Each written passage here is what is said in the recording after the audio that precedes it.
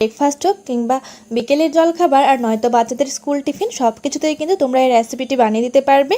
এই রেসিপিটি সহজ হওয়ার সাথে সাথে কিন্তু অনেকটা হেলদি এবং টেস্টিও। সাথে রয়েছে 2 রকম চাটনির রেসিপি, মিষ্টি চাটনি এবং ঝাল চাটনি। আশা করছি ভিডিওটি সবার ভালো লাগবে। তো সবার প্রথমে আমি এখানে হাফ কাপ চাল প্রায় 2 থেকে 3 ঘন্টা আগে জলে ভিজিয়ে রেখেছিলাম। এবার জলটাকে বেশ পরিষ্কার করে ধুয়ে নেব।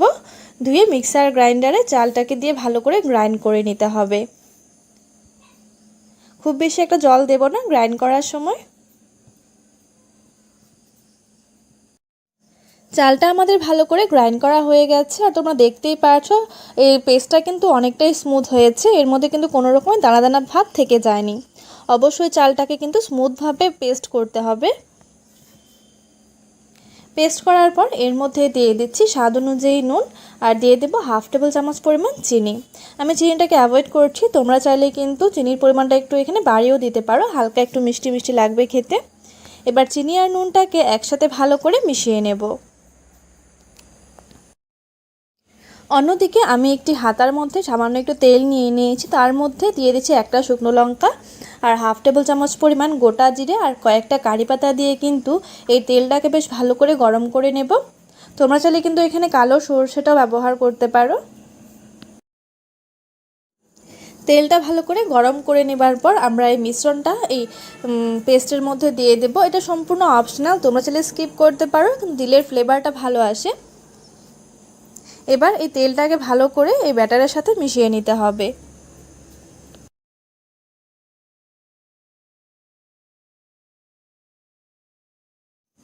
এবার এই মিশ্রণটাকে কিছুক্ষণের জন্য আমরা সাইডে রেখে দেবো আর এতক্ষণে আমরা এর জন্য 2 রকমের চাটনি তৈরি করার জন্য সবার প্রথমে আমি এখানে 4 থেকে 5টা কাঁচা লঙ্কা নিয়ে নিয়েছি, সাথে নিয়ে নিয়েছি হাফ ইঞ্চি পরিমাণ আদার টুকরো পাতলা পাতলা করে কেটে নিয়েছি। তারপর এর মধ্যে দিয়ে দেব 6 থেকে 7টা কারি পাতা আর তার সাথে দিয়ে দিচ্ছি পুরো ছোটো সাইজের একটি পেঁয়াজ কুচি।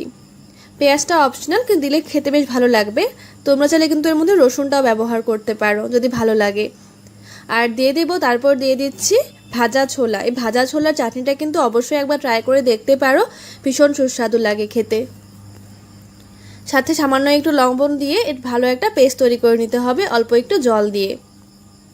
তোমরা চাইলে এর মধ্যে নারকেলটাও ব্যবহার করতে পারো যদি তোমাদের কাছে অ্যাভেলেবেল থাকে। আমরা চাটনির পেস্টটা আমাদের তৈরি করা হয়ে গেছে। এবার অন্যদিকে আমি এখানে একটি হাতার মধ্যে খুবই সামান্য পরিমাণে একটু তেল ভালো করে গরম করে নিয়েছি।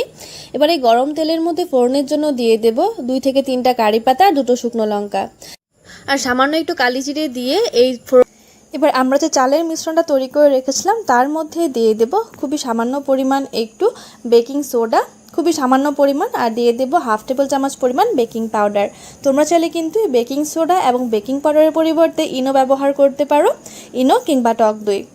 ইনো কিংবা টক দই ব্যবহার করলে কিন্তু তোমরা সেম রেজাল্ট দেখতে পাবে, একদম পুরো সফট এবং নরম তুলতুলে হবে এই রেসিপিটি। ভালো করে মিশিয়ে নিলাম সব উপকরণগুলো একসাথে। এবার অন্যদিকে যে পাত্রের মধ্যে আমরা এই রেসিপিটি তৈরি করব সেই পাত্রের মধ্যে খুবই সামান্য পরিমাণে তেল ভালো করে ব্রাশ করে নেব।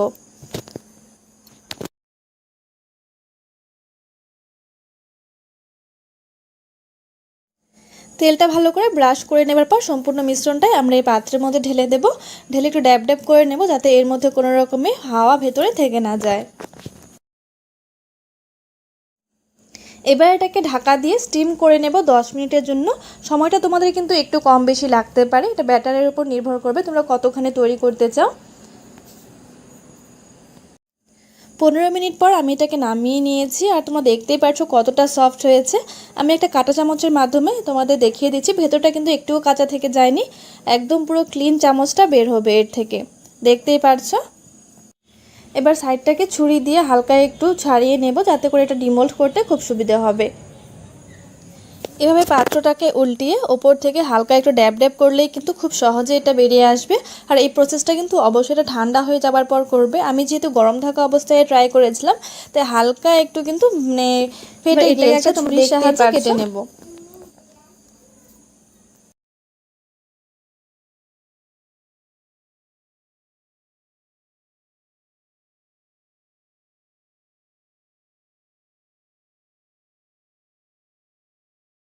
তোমাদের এই রেসিপিটি কেমন লাগলো অবশ্যই আমাকে কমেন্টস করে জানিও। ভালো লাগলে চ্যানেলটিকে সাবস্ক্রাইব করে ভিডিওটিতে লাইক করে দিও।